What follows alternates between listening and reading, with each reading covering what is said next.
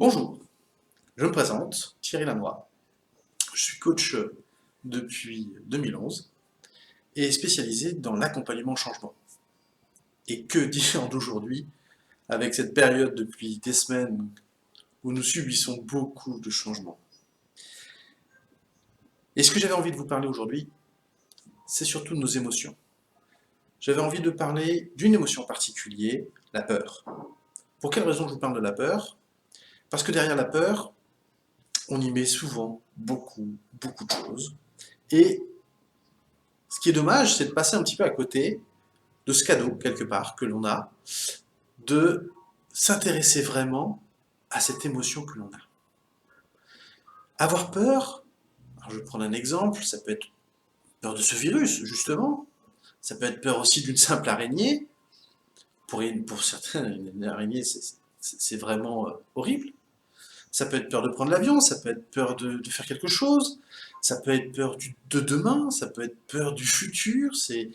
Voilà, il y a entre les peurs que je vais dire qu'on peut visualiser, un animal, ou les peurs qu'on va s'imaginer. Et là, c'est notre tête, ça se passe dans notre tête, ça se passe dans notre cerveau. Donc, prenons l'exemple de la peur qui va nous envahir aujourd'hui, qui va plutôt être présente dans notre quotidien. Et cette peur, elle peut s'exprimer plus ou moins en fonction de certains éléments. On vit seul, et bien si on vit seul, on a plus le temps de pouvoir être avec nous-mêmes et donc de pouvoir y réfléchir. Ou de la subir et de vouloir la rejeter. On est en famille, on a les enfants qui sont toujours présents, on a beaucoup de choses à faire, beaucoup de choses à gérer, le travail, etc. Ce qui fait que là, on a quand même notre peur, mais on n'a pas le temps de s'en occuper. Moi, ce que je vous invite à faire aujourd'hui, c'est vraiment de prendre du temps pour vous. Et de prendre du temps surtout pour entendre votre peur. Parce que derrière le mot peur, c'est là où se cache justement votre pépite. Alors, ça veut dire la confronter, ça veut dire la voir en face, ça veut dire, ok, je t'entends, je me rends compte que tu es là, qu'est-ce que tu veux dire? Alors, je vais vous apporter aujourd'hui différents moyens, différentes possibilités. L'une des possibilités, c'est de la visualiser. C'est-à-dire de vous accompagner dans votre recherche à ce changement. Parce que comprendre, c'est déjà un peu changer. Comprendre, c'est déjà vous permettre de pouvoir mettre d'autres mots que ce mot peur. Alors, comment on visualise? C'est très simple. Vous êtes chez vous, vous avez cette émotion qui est là à l'intérieur de vous. Vous vous êtes connecté à cette émotion et vous n'avez qu'une envie, c'est de la sortir de vous, c'est de vous en débarrasser. Alors, ce que vous faites, c'est que vous cherchez un objet. Peu importe l'objet, ça peut être n'importe quoi. Le principal, c'est cet objet, quelque part, vous appelle. Cette part vous symbolise vraiment ce que vous ressentez à l'intérieur. Moi, par exemple, lors de mes séances de travail, j'utilise beaucoup des peluches. Voilà, par exemple, je vais utiliser par exemple celle-ci. Voilà, vous voyez, il a fait un drôle de tête. Ah. Pour quelle raison je vais utiliser ce genre de choses? C'est parce que l'avantage de la peluche, c'est que aussi on se connecte à une partie de nous qui aussi a certainement peur. Cette partie de nous, c'est aussi cet enfant qui est encore. Alors je vais vous montrer d'autres objets, par exemple, et celui-ci, je sais, qui fait peur aussi aux adultes. Le clown. Et oui, bizarrement, celui-ci fait quand même pas mal peur. Parce que le clown aussi symbolise d'autres choses, et aussi symbolise des peurs de notre enfance. Alors une fois que vous avez trouvé votre objet, eh bien, vous vous connectez à lui.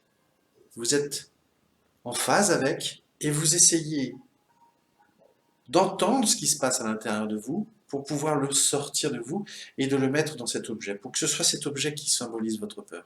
Et vous gardez cet objet avec vous pour pouvoir communiquer. C'est une façon de vous dissocier, c'est une façon aussi de pouvoir entrer en contact avec une partie de vous pour pouvoir communiquer et comprendre ce que c'est derrière ce mot peur. Alors, ça marche du premier coup, c'est pas spécialement une recette. C'est pas spécialement quelque chose qui va faire 1 plus 1 égale 2. Ça va jouer avec vos ressentis, ça va jouer avec ce qui se passe en vous. Alors tout simplement, ne vous mettez pas de challenge, ne mettez pas trop votre mental à l'intérieur, testez. tout simplement tester avec votre émotion et voyez si ça vous fait du bien, si ça vous soulage. Si cette peur a cet objet, ensuite vous le gardez, et il est toujours parti de vous, parce que votre peur, vous ne pouvez pas vous en débarrasser comme ça. Et de temps en temps, vous rentrez en communication avec, vous essayez de comprendre, mais ça veut dire quoi cette peur? C'est vrai que j'ai peur de retourner dehors, j'ai peur de rencontrer des gens, qu'est-ce que ça veut dire? Pour quelle raison j'ai cette peur? Et là, le fait de vous connecter à cet objet, peut-être, en vous laissant aussi aller, vous allez avoir un appel, vous allez avoir quelque chose qui va venir de loin, et vous allez peut-être enfin un peu mieux comprendre. Le comprendre, ce n'est pas accepter, encore une fois, on va bien dissocier les deux. Mais au moins, vous allez avancer, pas à pas, pour mieux vous connaître. Donc profitez aussi de ce temps pour travailler sur vous. Il est important aussi de pouvoir gérer au mieux ce que vous ressentez, puisqu'on se met une pression énorme sur soi. Alors la peur, c'est aussi un cadeau.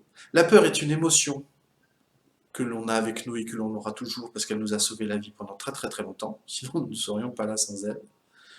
Elle fait partie de nous, donc osez la regarder, osez la voir, osez l'entendre, ce qu'elle a à vous dire, posez-vous. Et si vous rencontrez des difficultés, n'hésitez pas, vous pouvez me contacter. À bientôt pour une prochaine vidéo. Merci.